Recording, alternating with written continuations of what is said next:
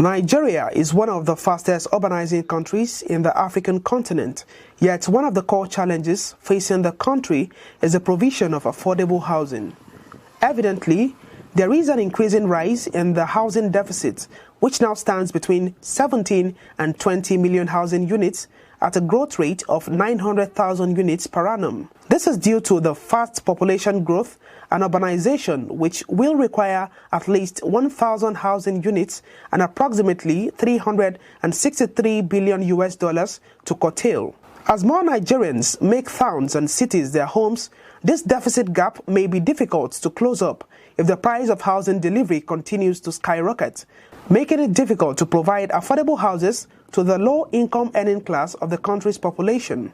The inability of housing supply to match housing demand most often results in acute housing shortage, leading to high property rental prices and overcrowding, as over 70% of the country's population are of the low-income earning groups. Being into construction myself, I feel most of the prices of those buildings are on the high side, and most of us Nigerians, being on the lower class, can't afford to buy or rent them out. The rate at which the house landlords fix up their properties to is very, very discouraging. So it repels most citizens from even trying to ask for accommodation from these landlords. I rather prefer to go to the suburbs.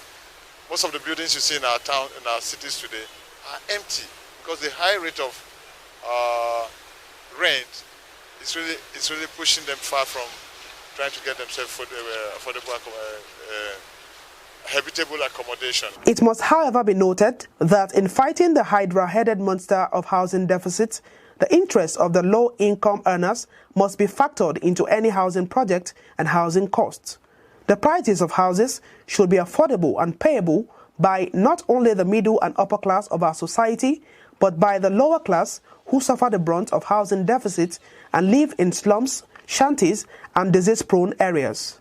Interestingly, the new national minimum wage, which is 30,000 naira, amounts to 360,000 naira per annum. With this current economic reality in the country, over 65% of the Nigerian population still fall below the poverty line average of $2 per day. As far as I'm concerned, the salary of the civil servant is nothing to write home about. And when it comes to housing, the increase cannot go anywhere.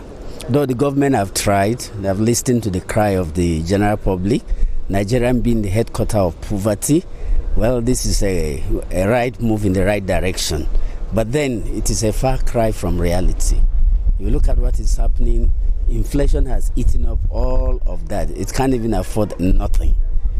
So there is need for federal government to harmonize the salary structure. What is the range of the increment? As a public servant, my increment is not up to 20,000 naira. It's not even up to 15,000 naira. It's not even up to 13,000 naira. So if the landlord, and we're talking of NEPA tariffs and all that, if he takes those things away, so what is left for the landlord or for new rent are you talking about? No, it won't make any difference. With the rate of inflation in the country, I don't think the salary cannot even take us home. We are just managing, patching here and there. Even then, even at the mortgage too, what your mortgage take away is very, very minimal. Very, very minimal. So, but you can still go through the mortgage to negotiate. But the issue is that there are no houses, affordable houses for that matter. We're talking affordable houses, we're talking houses that you can just bring your range of salary, you can go down and negotiate. All the houses around now is on top of the roof. In recent times, the issue of housing affordability has taken a central position in our national discourse, especially among the housing experts and stakeholders who had at different instances called on the federal government to place emphasis on the building of low-cost houses for Nigerians and make them buy through rent-to-own basis.